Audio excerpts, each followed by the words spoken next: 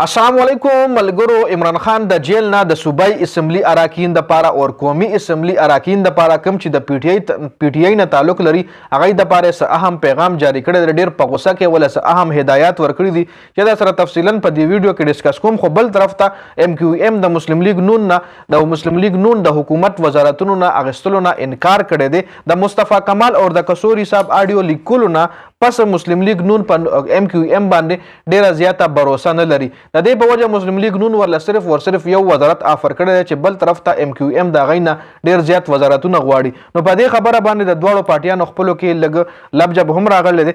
راتلونکي ټایم کې او د هغې پته لګي چې ام کیو ایم آیا د نون لیگ نه بایکاټ کوي که نه. بل طرف ته اوس په عمران خان باندې خبرو کو چې عمران خان د جیل نه څه حکم جاری کړی دی. عمران خان جیل کې خپل وکیلانو سره ملاقات کړی دی او په دغه ملاقات کې عمران خان ته دا خبر هم رسیدلی دی چې پنجاب اسمبلی کې د پی ټی آی اراکین د نون لیگ اراکینو سره ډیر غپ شپ لګوي، ډیره زیاته ناسته پاسته کوي.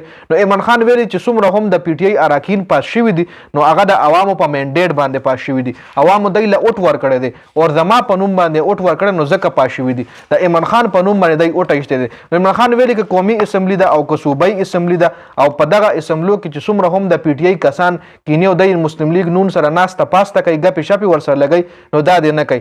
ځکه عوامو مینډیټ دی په دوکه باندې اخیستلی دی او عوامو موږ له مینډیټ راکړی دغه خلکو نه، مطلب دغه خلکو نه د عوامو حق اخیستلو دپاره. نو چې اوس موږ دغه خلکو سره په اسمبلی کې ناسته پاسته کوو او نو بیا دا داسې شوه چې موږ عوامو سره دوکه کوو. موږ هغه خلکو سره دوکه کوو چې کومو خلکو موږ له اوټ راکړی دی او بل دی دوکه کړې ده، په دوکه باندې دغه اسمبلی کې دی ناسته کوي او موږ ته عوامو اوټ دې دپاره راکړی چې موږ د عوامو حق تپوس وکړو.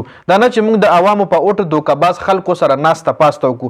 دا خو جیلي مینډیټ باندې اسمبلی کې ناسته کوي. بل عمران خان ته دا هم پته لګېدلی چې د پی ټی آی څه کسان دي چې وایي چې موږ به پاکستان پیپل پارټي سره اتحاد وکړو، یو ځای به شو حکومت په جوړ کړو. نو عمران خان دې حوالې سره ویلي که چېرې موږ دی سره حکومت جوړ کړو نو دا حکومت غیر مستحکم دی او بل عوام موږ ته مینډیټ د دی خلاف راکړی دی. نو که چېرې موږ اوس دی سره ملاویږو نو دا موږ عوامو سره دوکه کوو. که چېرې موږ دی سره ناسته پاسته کوو، موږ دی سره حکومت جوړو، نو دا داسې شوه چې موږ عوامو سره دوکه کوو.